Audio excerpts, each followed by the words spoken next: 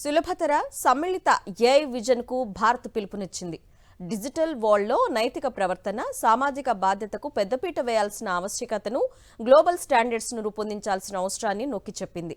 సర్వజన హితాయ, సర్వజన సుఖాయ థీమ్తో ప్రతిష్టాత్మక ఇండియా ఏఐ ఇంపాక్ట్ సదస్సు నిర్వహించిన మోదీ సర్కార్ డేటా సార్వభౌమత్వాన్ని గౌరవించడంతో పాటు క్రియేటర్ల హక్కులు, అధికారాల పరిరక్షించాల్సిన అవసరాన్ని గుర్తు చేసింది.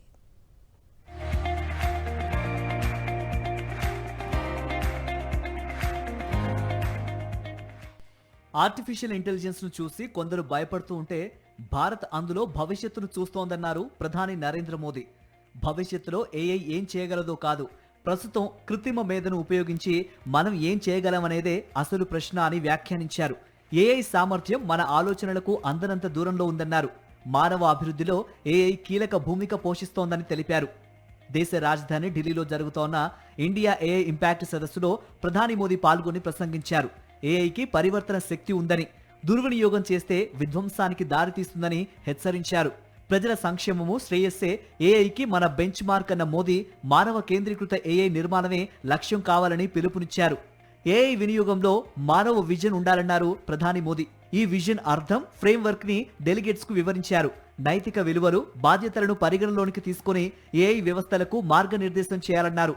పారదర్శక నిబంధనలతో, జవాబుదారీతనంతో ఏఐ వ్యవస్థలు పనిచేయాలన్న ప్రధాని మోదీ, ఒక దేశంలో సృష్టించిన డేటా ఆ దేశానికే చెందాలి, ఆ దేశ పరిధిలోనే ఉండాలని సూచించారు. తమ కాంటెంట్ పై క్రియేటర్స్ కు పూర్తి అధికారం, హక్కులు ఉండాలని ప్రధాని పిలుపునిచ్చారు.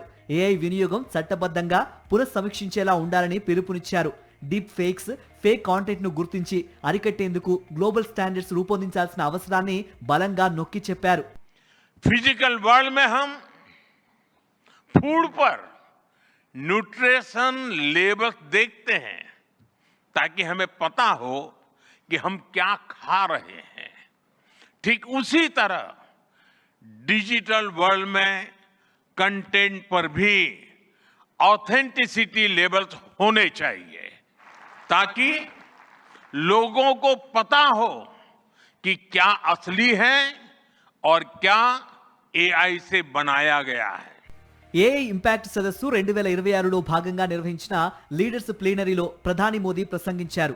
ఆర్టిఫిషియల్ ఇంటెలిజెన్స్ లో అనైతిక ప్రవర్తనకు అవకాశం అపరిమితంగా ఉందని, అందుకోసమే ఏఐ వినియోగానికి సమగ్ర రోడ్ మ్యాప్ ను రూపొందించాల్సిన అవసరం ఉందని అభిప్రాయపడ్డారు.